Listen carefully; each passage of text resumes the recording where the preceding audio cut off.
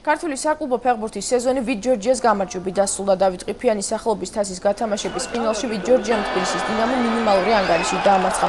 შეხვედრის 51 წუთზე გიორგი რაქიმაშვილის გოლით ვიტ ჯორჯიამ მოწინააღმდეგეს 1-0 ზია და ქვეყნის თასის მფლობელი პირველად გახდა. თასზე გამარჯვებით ვიტ ჯორჯიამ ევროპის ლიგის მეორე საკვალიფიკაციო ეტაპზე თამაშის უფლება მოიპოვა. დინამო და ზესტაფონიკი ევროტურნირებზე პირველი საკვალიფიკაციო ეტაპიდან ითამაშებენ. ჩემპიონი ოლიმპიკი ქვეყნის ღირსებას ჩემპიონთა ლიგის შესარჩევ ეტაპზე დაიცავს.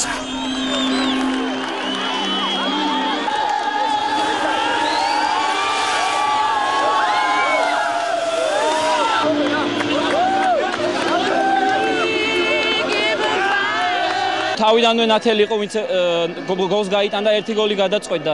თუ ერთი გოლი არა, უფრო რომელიც გაიტანდა თავიდან, ჩვენ ეს შევძელით რომ გაგვეტანა და შემდეგ მეორე ტაიმში უფრო დაცვიდან გავაკეთეთ აქცენტი თამაშს და ჩვენ სასურველი შედეგი დამთავრდა რა. დიდი მადლობა მინდა მოვხადო გულშემატკივარს და ჩვენთვის ორმაგად საცხაროა რომ ეს თასი დავით ყიფიანის სახელობის თასია.